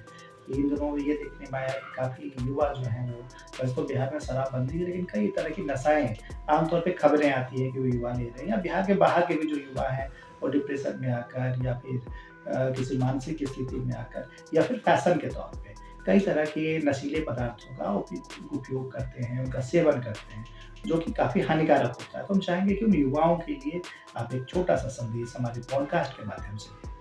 जी देखिए, नशा तो आपको स्नेह का होना चाहिए, नशा तो आपको प्रेम का होना चाहिए, नशा तो आपको अपने काम का होना चाहिए। यह दर्शा रहा है कि आपका जो सोल है, आपका जो विल है वो बहुत कमज़ोर है और आपको उसको फुलफिलमेंट के लिए एक जो है टैबलेट और एक नशे की ज़रूरत है, जबकि इसकी कहीं कोई ज़रूरत नहीं है। आप अपने अच्छे काम को करते रहें, वह आत्मसात करें, आप पिता को माने, अपने गुरु को माने, आप अपने आप को समझें, क्योंकि आप किसी और को डैमेज नहीं कर रहे हैं, आप अपने आप को के लिए आत्मघाती कदम उठा रहे हैं।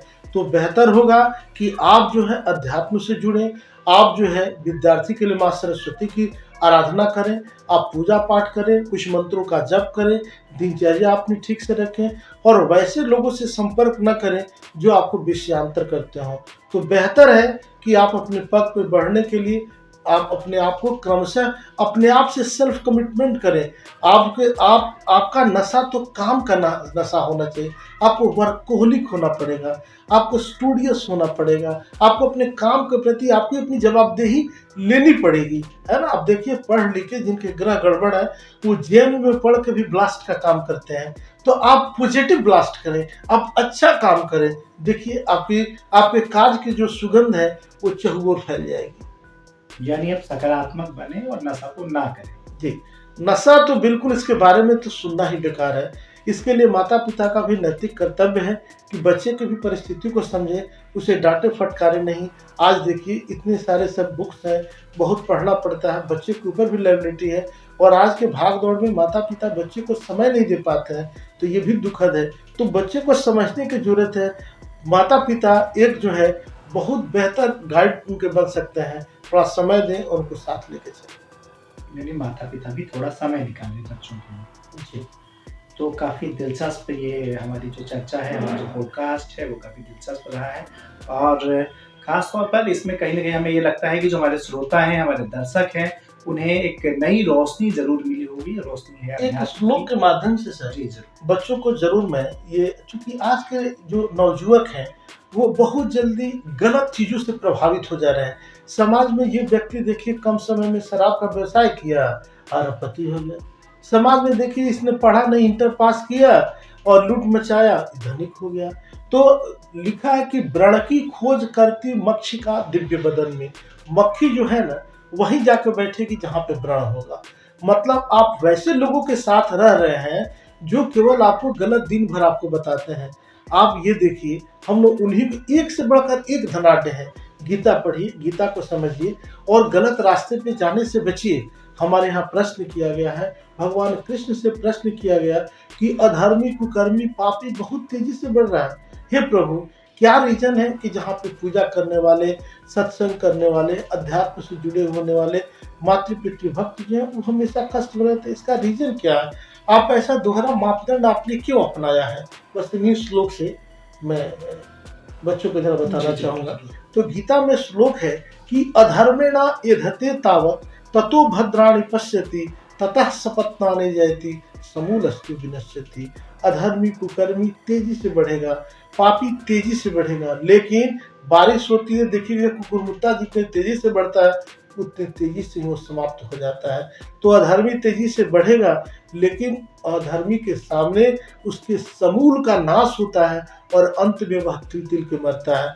तो जरूरत है आपको अच्छे से रहने का और युग युगांतर तक आपकी कीर्ति फैले और आपका सुगंध फैले। कि लिखा है कि कीर्ति यस्य सजीवति, जिंदा कौन रहता है? गांधी जी नहीं है, उनकी आज चर्चा हो रही है, महाराणा प्रताप नहीं आज उनके, वो भी अगर दूध की रोटी नहीं खाते और कंप्रोमाइज कर जाते तो आज कोई नाम लेता। तो कहना यह है कि छोटे छोटे चीज़ों से कंप्रोमाइज न करें, जमीर को जिंदा रहने दें। पैसा और संपत्ति ही सब कुछ जीवन में बहुत महत्वपूर्ण नहीं है। इसलिए बेहतरी है आप अपने आप को समझिए, अपने आप का अस्मिता को किसी भी सूरत में न खोने दें, अपने आप को बेहतर बना कर रखें। देखिए आप एक दीपक जो है के समान निखरेंगे और रोशनी चहुओर फैलाएंगे। यानी अपनी कृति को जीवित रखें, सुकर्म करते रहें, जो अच्छे कर्म हैं उनके बात पर बढ़ते रहें।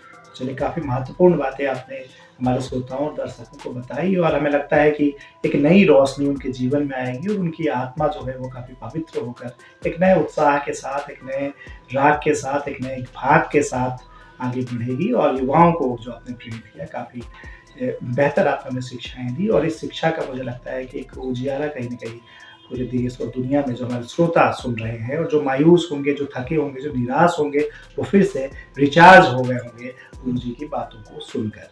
तो काफ़ी दिलचस्प, हम फिर अगला पॉडकास्ट ज़रूर बनाएँगे किसी समय, इसके अगले भाग की चर्चा करेंगे, चूँकि समय की सीमा है और आप काफ़ी व्यस्त रहने वाले लोगों में से हैं। तो नहीं, आपके माध्यम से सभी मैं दर्शकों को बताऊंगा कि धनवान होना बहुत महत्वपूर्ण नहीं, कर्मवान होना बहुत जरूरी है। एक बच्चे थे जो बहुत, उनके पिताजी बहुत धनाढ़ थे और बहुत पैसा कमा दिए, लेकिन उनका जीवन कितना उस बच्चे का दुखद हो गया, हम लोग अगली कड़ी में जरूर बताएंगे। वाकई आप सब जुड़े रहें और आपको भरोसा है कि दोस्त ही मेरे सब कुछ है, लेकिन दोस्त नहीं तो आपके जीवन के सारे दोस्त को बढ़ाया है। तो उस दोस्त को कैसे दूर करें और कैसे आप जीवन में सुदृढ़ हो। एक ऐसा व्यक्ति, एक ऐसा बालक, एक ऐसा नौजुवक जिसने दोस्ती के चक्कर में अपने जीवन को कुर्बान कर दिया, जिसकी आहुति दे दी। एक बड़े पिता के पुत्र जो थे वो अपने जीवन को आहूत कर दिए। अगली कड़ी में हम एक कहानी भी सुनाएंगे जो आप सबको बहुत अच्छा लगेगा। तब तक के लिए मुझे दीजिए इजाजत। नमस्कार, जय श्री कृष्णा, वंदे इस मातरम। पॉडकास्ट का जो सफर, इस अंक का जो सफर है, इस पॉडकास्ट का, इस खास पॉडकास्ट का डॉक्टर श्रीपति त्रिपाठी जी ने इसे और भी निराला और भी खास और भी सुरीला और भी सुरमय बना दिया है। तो इस पॉडकास्ट का इस अंक को हम यहीं समाप्त करते हैं, लेकिन अगले अंक में हम अगले अतिथियों के साथ तो आएंगे ही और डॉक्टर त्रिपाठी जी के साथ भी हम बैठेंगे, जो काफ़ी उत्साह आपके अंदर भरते हैं, काफ़ी जोश भरते हैं, जज्बा भरते हैं और एक सिर्फ एस्ट्रोलॉजर नहीं है बल्कि एक मोटिवेटर भी है, जैसा हमने बताया। तो इस अंक का सफर हम यहीं खत्म करते हैं। आप सबका शुक्रिया और आप लगातार बने रहिए और हमारे इस पॉडकास्ट को लाइक करिए, इस पर मैसेजेस करिए कि हम इसे और कैसे बेहतर बना सकते हैं। हमारी छोटी सी कोशिश है इस पॉडकास्ट की, हम इसे और भी बेहतर कैसे बनाएं, हम किस तरह के लोगों को लेकर आए, किस तरह के अतिथियों को लेकर आए। अपनी राय आप कमेंट बॉक्स में जरूर दें। चलिए, बहुत बहुत धन्यवाद, शुक्रिया आप सबों का। अपना प्यार, अपना सहयोग, अपना समर्पण हमारे पॉडकास्ट के प्रति बनाए रखें और गुरुजी से भी आग्रह है कि अपना आशीर्वाद ये बनाए रखें।